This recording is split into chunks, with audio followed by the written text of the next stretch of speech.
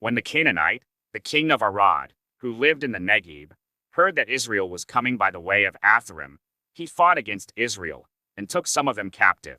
And Israel vowed a vow to the Lord and said, "If you will indeed give this people into my hand, then I will devote their cities to destruction." And the Lord heeded the voice of Israel and gave over the Canaanites, and they devoted them and their cities to destruction. So the name of the place was called Hormah. From Mount Hor they set out by the way to the Red Sea, to go around the land of Edom. And the people became impatient on the way. And the people spoke against God and against Moses. "Why have you brought us up out of Egypt to die in the wilderness?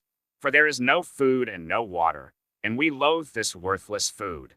Then the Lord sent fiery serpents among the people, and they bit the people, so that many people of Israel died. And the people came to Moses and said, "We have sinned, for we have spoken against the Lord and against you. Pray to the Lord, that he take away the serpents from us." So Moses prayed for the people, and the Lord said to Moses, "Make a fiery serpent and set it on a pole, and everyone who is bitten, when he sees it, shall live." So Moses made a bronze serpent and set it on a pole. And if a serpent bit anyone, he would look at the bronze serpent and live. And the people of Israel set out and camped in Oboth. And they set out from Oboth and camped at Iabarim, in the wilderness that is opposite Moab, toward the sunrise. From there they set out and camped in the valley of Zered. From there they set out and camped on the other side of the Arnon, which is in the wilderness that extends from the border of the Amorites. For the Arnon is the border of Moab, between Moab and the Amorites. Therefore it is said in the book of the wars of the Lord, Waheb and Suphah, and the valleys of the Arnon, and the slope of the valleys, that extends to the seat of Ar, and leans to the border of Moab. And from there they continued to Beer. That is the well of which the Lord said to Moses, "Gather the people together, so that I may give them water." Then Israel sang this song, "Spring up, O well, sing to it, the well that the princes made, that the nobles of the people dug, with the scepter and with their staffs." And from the wilderness they went on to Mattanah, and from Mattanah to Nahaliel, and from Nahaliel to Bamoth, and from Bamoth to the valley lying in the region of Moab by the top of Pisgah that looks down on the desert. Then Israel sent messengers to Sihon king of the Amorites, saying, "Let me pass through your land.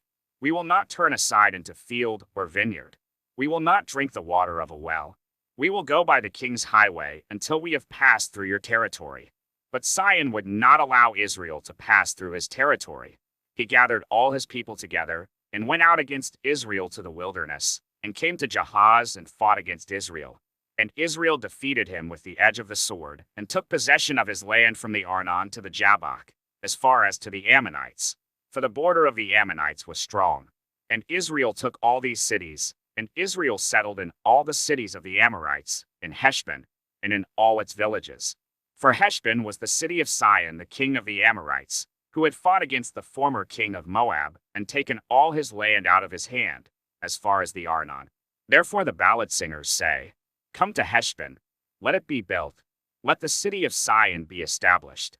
For fire came out from Heshbon, flame from the city of Sihon. It devoured Ar of Moab, and swallowed the heights of the Arnon. Woe to you, O Moab! You are undone. O people of Chemosh! He has made his sons fugitives, and his daughters captives, to an Amorite king, Sihon. So we overthrew them. Heshbon, as far as Dibon, perished, and we laid waste as far as Nophah. Fire spread as far as Medeba.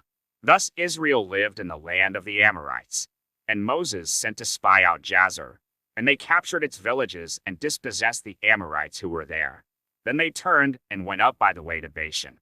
And Og the king of Bashan came out against them, he and all his people, to battle at Edrei. But the Lord said to Moses, "Do not fear him, for I have given him into your hand, and all his people and his land. And you shall do to him as you did to Sihon king of the Amorites, who lived at Heshbon."